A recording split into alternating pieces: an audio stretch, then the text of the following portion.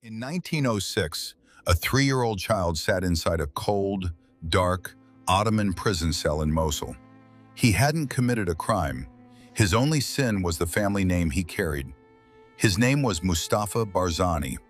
By the time he was a young man, he would be known simply as Mullah Mustafa, the Mullah, a man whose life would span the fall of empires, the bloody birth of modern nations, and the longest guerrilla struggle in Middle Eastern history. He fought the Ottomans. He defied the British Empire. He survived Joseph Stalin's Soviet Union. And for decades, he pushed 4 successive Iraqi regimes to the absolute brink of collapse. This is not just the story of a military commander. This is the story of the man who created the Peshmerga, those who faced death, and placed the Kurdish struggle onto the world map. To understand Mullah Mustafa, you have to understand the mountains of Barzan.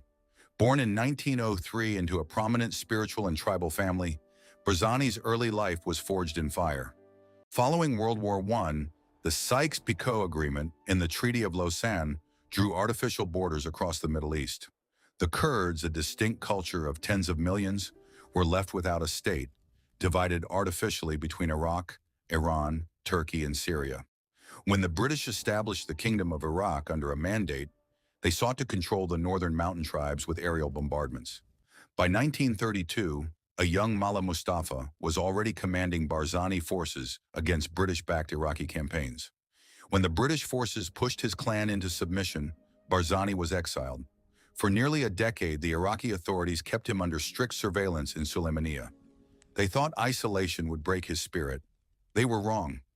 In 1943, as World War II distracted global powers, Mullah Mustafa staged a daring escape from exile, slipped back into the northern mountains, and raised the banner of rebellion once again. By 1945, the middle of a world war had created a geopolitical vacuum.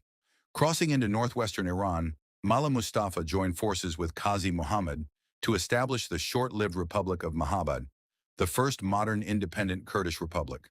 Barzani was named general of the Republic's army. For 11 brief months, a dream was realized.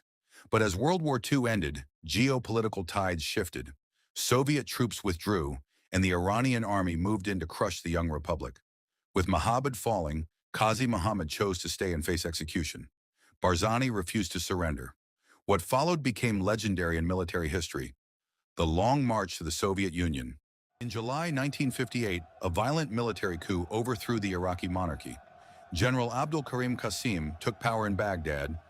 After 11 years in Soviet exile, Mullah Mustafa returned to Iraq a national hero, greeted by massive crowds on the streets of Baghdad. As Barzani unified the mountain tribes under the Kurdistan Democratic Party, Baghdad grew paranoid of his immense influence. By September 1961, negotiations collapsed.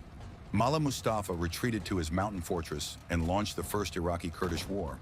The Ba'ath Party, led behind the scenes by a ruthless young strategist named Saddam Hussein.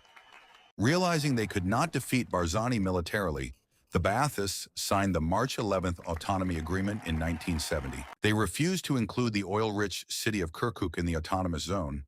By 1974, full-scale war erupted once more.